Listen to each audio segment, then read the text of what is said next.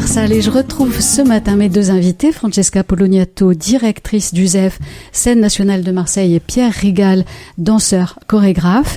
Hier, Francesca Poloniato, nous avons évoqué le ZEF Merlan, mais aussi le ZEF Gare Franche, ainsi que les différentes collaborations. Pierre Rigal, dans le cadre d'un focus qui vous est consacré, on pourra voir vos pièces intitulées Même et Érection, mais aussi on pourra voir aussi un spectacle qui se jouera, qui se dansera au mois de mai 2024. Ça s'appelle Ballet Jogging et qui clôturera la saison. Vous allez bien sûr nous en parler. Alors, quelques mots sur vous, mais j'aimerais qu'on s'intéresse quand même à votre parcours. La danse, c'est arrivé comment ? Pierre Rigal. Alors pour moi, la danse, c'est arrivé tardivement, puisque j'avais déjà 22, 23 ans. En fait, moi, je viens plutôt du sport, justement, de l'athlétisme notamment. Et donc, je pratiquais le sport à, on va dire, un certain niveau. Haut niveau, on peut le dire. Enfin, c'est ce que j'ai lu sur vous. Oui, un petit peu. Voilà, donc je faisais beaucoup de courses. Moi, j'étais spécialiste de 400 mètres et de 400 mètres haies. Et en fait, une blessure a un peu interrompu mon parcours d'athlète. Et du coup, je dirais un peu par hasard ou un peu par instinct, j'ai choisi d'aller prendre un cours de danse contemporaine africaine, voilà, à Toulouse où j'habitais à l'époque. Et voilà, ça a été une sorte de déclic, une sorte de découverte. Et depuis, la danse ne m'a pas lâché. Voilà, j'ai continué à la découvrir, à l'apprendre, et ensuite plus tard, un peu comme un rêve auquel je ne croyais pas trop, eh ben j'ai proposé mes services à un chorégraphe qui les a acceptés, et puis ensuite j'ai créé mes propres spectacles, dont le spectacle Érection, qui était donc mon premier solo.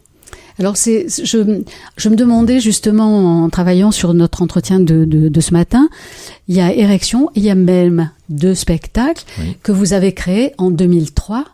Alors, donc il y a 20 ans. Tout à fait, Érection, c'était en 2003, donc en effet, je fête les 20 ans de ma compagnie et donc de ce... Parce qu'en même temps, c'est ça, c'était la naissance de votre compagnie. Voilà, j'ai créé... Compagnie de dernière minute, vite, on crée la compagnie. Exactement, un peu en urgence, j'ai dû créer ma compagnie, et je l'ai appelée donc Compagnie Dernière Minute, et donc c'est pour accompagner mon spectacle Érection, que j'ai donc créé en 2003, donc il y a 20 ans, donc ça me fait un peu bizarre de dire ça, mais en effet, c'était il y a 20 ans, c'est passé vite, et puis en effet, cette saison, il y a aussi Même, qui est une pièce très différente, puisqu'on est 9 sur le plateau, et qu'on jouera aussi au ZEF cette saison.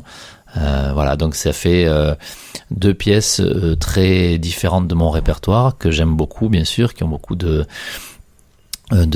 pour lesquels j'ai beaucoup d'affection. Évidemment, Érection, c'est mon premier spectacle, et Même, c'est une pièce que je trouve assez audacieuse, dans le sens où pour la première fois, j'ai écrit des textes, j'ai inséré de la parole dans mes pièces, donc pour moi c'était une sorte de risque, mais que j'ai beaucoup aimé avec toute l'équipe que j'ai. C'est simple, c'est un spectacle avec lequel j'ai énormément ri pendant les répétitions. C'est quand même fort agréable. Mais oui. Et en plus, je continue à rire carrément sur scène en jouant la pièce. Donc je trouve que j'ai beaucoup de chance avec cette pièce. On peut en voir quelques extraits d'ailleurs sur le net, et c'est très amusant. Alors on va écouter un extrait de Même.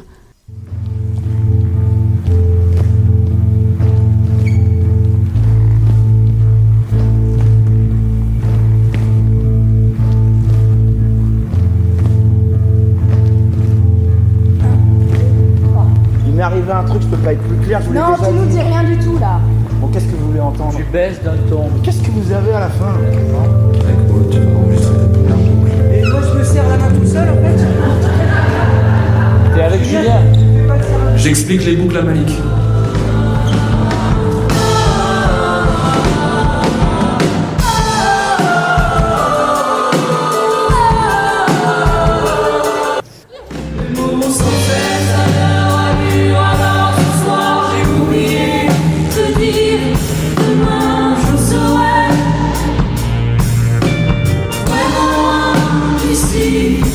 Dans la lumière du jour.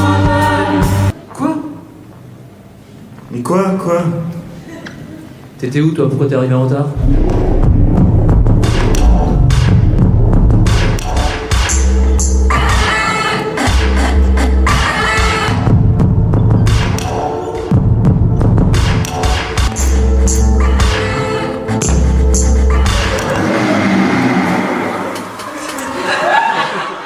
Pierre Rigal, en fait, quand j'ai regardé cet extrait, je me suis dit que c'était un peu difficile à la radio parce que c'est très visuel et il y a des situations complètement loufoques, très très drôles. C'est vrai qu'on rit. Enfin, moi j'ai ri en regardant simplement. Qu'est-ce qui vous a inspiré pour ce spectacle? Donc il y a 20 ans. Alors, non, ça c'est plus récent, c'est une pièce de 2016, mais justement... Ah oui, c'est beaucoup plus récent, oui, en effet. Mais justement, qui parle, quelque part, elle arrive après donc une bonne dizaine d'années de travail à créer des pièces, et en fait, cette pièce raconte un peu comment on crée une pièce, et c'est ça qui me fait rire. Donc c'est une pièce qui est une sorte de comédie musicale, et donc on voit des comédiens, des musiciens, des danseurs qui essayent de créer une comédie musicale, et puis ces personnages-là sont un peu bizarres puisqu'ils y arrivent pas complètement, notamment ils ont des problèmes dans leur répétition, notamment parce qu'un personnage, un des danseurs n'est pas là et il arrive en retard. Et donc ce retard, voilà, il y a donc un comédien qui arrive en retard à son propre spectacle, et donc ça crée des problèmes, tout un tas de problèmes évidemment dans les répétitions. Et alors on se demande pourquoi ce personnage est arrivé en retard. Tout le monde lui demande, lui il reste très évasif et très mystérieux. Et puis c'est pour ça que la pièce s'appelle Même. Il se trouve qu'à un moment donné, quelque chose de bizarre se produit, puisque la situation du début, c'est-à-dire la confusion liée au retard de cette personne, se reproduit à l'identique, et donc on voit ce personnage revenir à nouveau en retard, chose que le public n'a pas pu anticiper, n'a pas pu voir, n'a pas vu disparaître ce personnage. Donc il y a un petit effet magique où tout d'un coup on a une scène de déjà vu. On a toujours tous déjà vécu une scène comme ça très troublante dans sa vie, où on a l'impression de revivre ce qu'on est en train de vivre. Et donc c'est une pièce là-dessus. Et donc c'est une pièce sur ce qu'on ressent à ce moment-là. Et quand on a cette sensation dans la vie, on pense à des choses qui deviennent, ça part de quelque chose d'anecdotique, mais qui deviennent donc des réflexions totalement existentielles sur le destin, la vie, la mort, etc. Et donc dans l'absurdité de cette situation, eh bien finalement des questions plus profondes peuvent apparaître. C'est ce qu'on voit un peu dans Même. Comment, d'où vous vient l'idée, d'où vous est venue l'idée de ce spectacle? Est-ce qu'il y a eu une source d'inspiration particulière? J'ai pensé au cinéma, moi. Alors, dans mon travail, il y a forcément toujours une influence directe ou indirecte du cinéma, de l'image. Et en effet, dans cette pièce même, il y a quelque chose de l'ordre de l'absurde, un peu du Buster Keaton, mais aussi de la musique. Donc, ce qu'il faut préciser, c'est que quand même si ces comédiens rencontrent des difficultés sur scène, apparemment des difficultés, quand même, ils arrivent au passage à jouer des choses, à créer des morceaux de musique qui sont quand même assez beaux, à chanter, à danser, mais il y a toujours quelque chose qui va les interrompre, on va dire. Et donc l'inspiration, c'est vraiment l'inspiration, c'est toujours difficile à déterminer. Moi, je pars d'une page complètement blanche. Il y a rien de prévu, il y a rien d'écrit, disons, à l'avance, ni aucune chanson, ni aucune scénographie, ni aucune chorégraphie, ni aucune dramaturgie. Et donc comment vous faites alors je fais en avançant pas à pas, mais en effet c'est cette question de le mot même. En fait, souvent dans mon travail, c'est le titre qui arrive en premier. Oui. Et donc ce mot même m'a beaucoup intéressé parce qu'il rend fou, en fait, si on réfléchit à ce mot. Complètement. Il rend fou parce que en fait la même chose, c'est quoi? C'est quelque chose qui est la même chose, c'est quelque chose qui est identique, mais en même temps c'est une autre chose. comme un clone, c'est aussi quelque chose, on a du mal à réfléchir là-dessus, puisque c'est la même chose, mais une autre chose. Donc en fait, même c'est un paradoxe total qui désigne l'identité, l'identique, et en même temps l'altérité. Donc en fait, cette espèce de paradoxe philosophique, eh bien, je voulais le retrouver dans la pièce. Ça se manifeste par des choses assez drôles, assez absurdes, puisque donc du coup, le principe que j'avais donné dans la pièce, c'est quelque chose qui se produit une fois sur scène, doit se reproduire au moins une deuxième fois, d'une manière un peu différente, mais doit se reproduire. Ça fait l'effet de comique en même temps. C'est ce qui fait l'effet de comique et l'effet après de presque à un moment donné de folie, oui, et puis d'angoisse et de finalement de poésie et de profondeur. Donc c'est ça un peu l'objectif. Ça paraît un peu abstrait comme ça, mais c'est très concret sur scène. Ce sont des situations très précises, mais qui nous créent des bizarreries, on va dire. Alors sur scène, donc on pourra voir ce spectacle les 28 et 29 mars. Oui, ça doit être ça. Osef. Ouais. Voilà. Donc ça c'est déjà Osef Merlan. Ouais. Donc alors ça c'est pour même.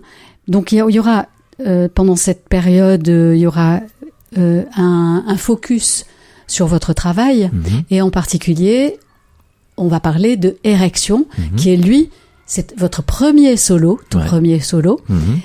Et voilà, donc je vous laisse la parole. Alors, Érection, mais il faut de suite parler du titre, comme je disais que le titre arrive très tôt dans mon processus. Il est arrivé en premier, mais après on comprend pourquoi. Tout à fait, donc en fait l'idée de ce spectacle que j'ai réalisé avec mon ami Aurélien Bory, c'est l'histoire d'un homme qui est couché au sol, qu'on voit comme ça, qui est tout simplement couché au sol sur le dos, et qui essaye de se lever. Donc de s'ériger, d'où le titre Érection. Et justement, quand j'ai eu l'idée de ce mouvement chorégraphique, j'ai donc pensé à ce titre Érection, qui je l'avoue m'a fait un peu peur au départ, parce que je me suis dit il est évidemment très connoté. Voilà. Et donc du coup j'ai réfléchi à d'autres mots.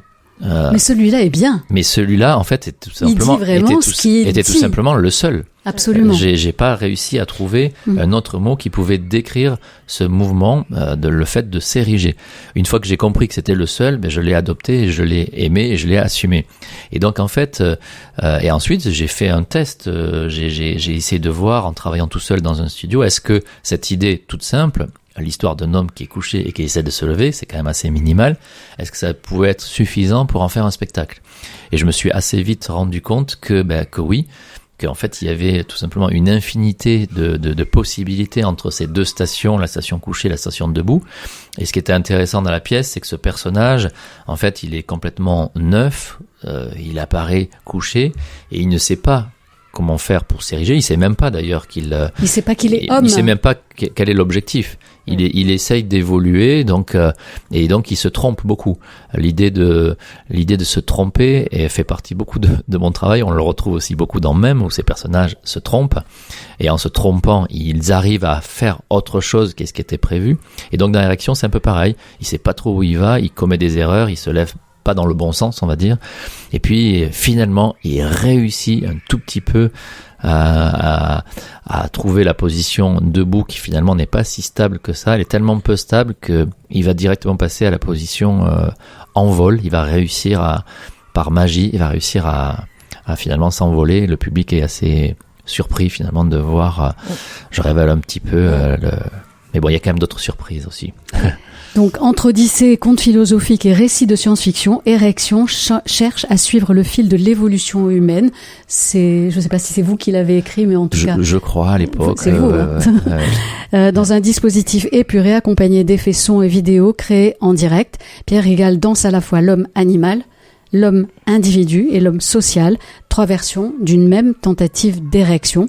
Qu'en est-il de la vie, de l'évolution? Autant d'interrogations qui agitent l'aventure de cette créature équilibriste qu'on dit homme, clown triste de tous les temps, tout simplement. Moi, je me disais au fond que vous êtes danseur, mais il n'empêche que la danse, c'est la question que j'ai envie de vous poser. Est-ce que la danse est un art de la pensée aussi ? Alors oui, tout à l'heure, Francesca disait qu'elle aimait beaucoup la danse. La danse, elle a une force, c'est-à-dire qu'elle elle écrit avec le corps. Bien Donc en fait, alors il y a des gens qui ont un petit peu peur de ça, qui ont peur de ne pas comprendre ce langage, et donc ça peut créer ce stress-là. Mais il y a d'autres personnes qui, au contraire, aiment ne pas comprendre forcément. Donc intellectuellement par des mots ou par des textes, mais qui aiment comprendre par le corps et le mouvement et les émotions que ça procure. En fait, oui, pour moi, la danse, c'est une autre manière de penser. C'est quelque chose qui est de l'ordre de l'énergie, qui est de l'ordre de l'intuition, qui est de l'ordre de l'émotion. Et c'est tout ça fait partie de la pensée. La pensée n'est pas que structurée et rationnelle et intellectuelle et philosophique. Elle est complétée. Elle est dans le corps même. Elle est complétée de beaucoup. Dans notre corps. Voilà. Et donc nous, chorégraphes ou danseurs, soit consciemment et aussi beaucoup inconsciemment, on arrive à raconter des histoires. On arrive à disons, à poser aussi des questions, à poser des thématiques, et sans prétention aussi à poser des questions plus existentielles, plus profondes, plus cosmiques, ou plus qui nous dépassent nous-mêmes. Donc, mais je trouve et donc du coup la danse, elle est touchante ou intéressante pour cette raison-là. Et puis elle est très proche de l'expérimentation. Elle est quand même assez audacieuse et elle est assez audacieuse, elle ose prendre des risques. C'est pour ça que la danse contemporaine, parfois, on s'en moque un peu, parce que on dit c'est un petit peu, ça peut paraître un peu élitiste, etc. Pour moi, je dirais pas du tout que c'est élitiste. C'est quelque chose qui est créé par des gens qui prennent des risques, qui osent essayer d'inventer des langages. Alors en prenant des risques parfois, c'est peut-être un peu, ça peut paraître bizarre, mais quand même quand ce risque est réussi, on va dire, pour moi c'est des émotions qui sont immenses.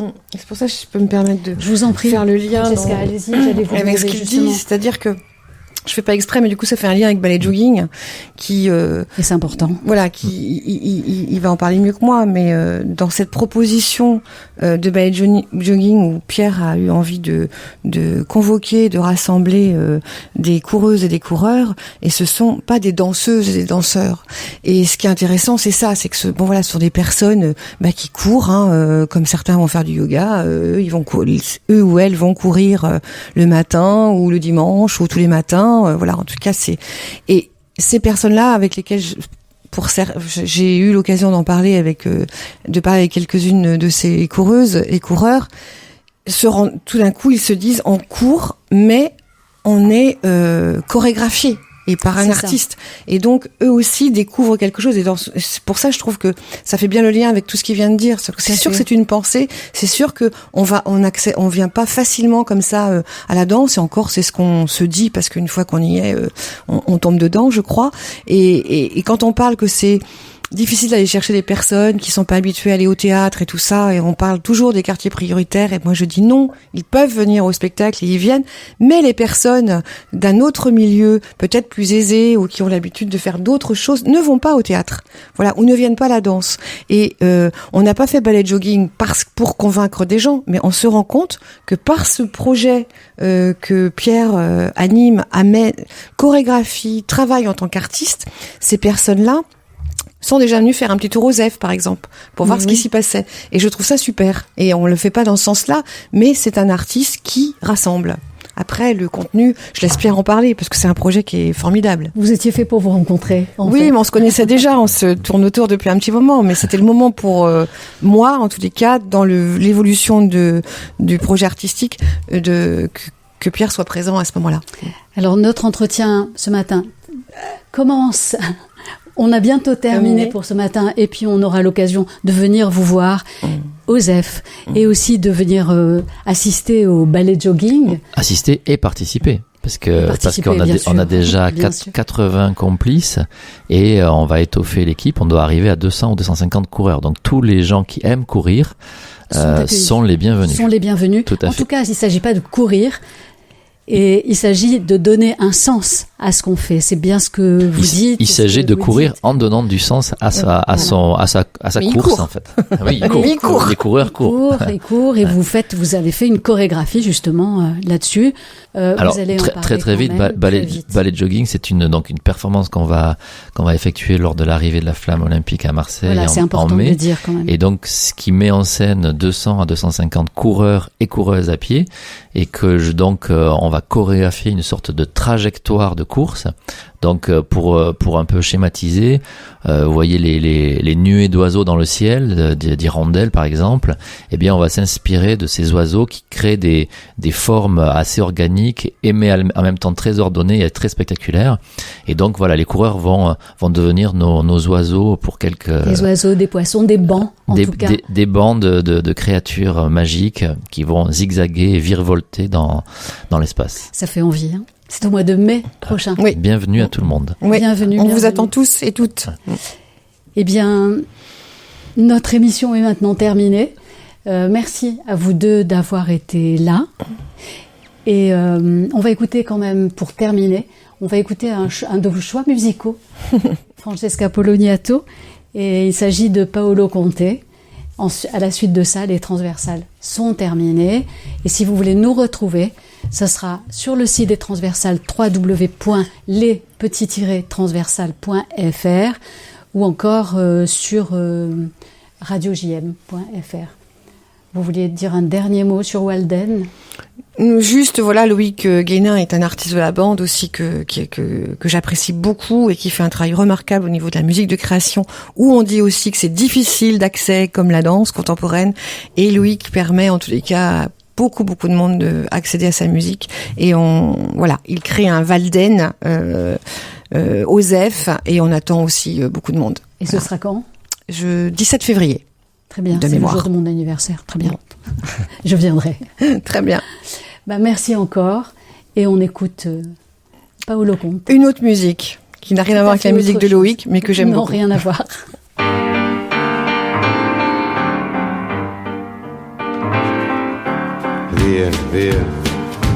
Vieni via di qui. Niente più ti lega a questi luoghi, neanche questi fiori azzurri. Via, neanche questo tempo grigio, pieno di musiche e di uomini che ti son piaciuti. It's wonderful, it's wonderful, it's wonderful. Good luck, my baby, it's wonderful, it's wonderful, it's wonderful. I dream of you. Chips, chips. Do do do do do. Chi-boom. Do do do do do. Chi-boom, chi-boom, boom. Do do do do do.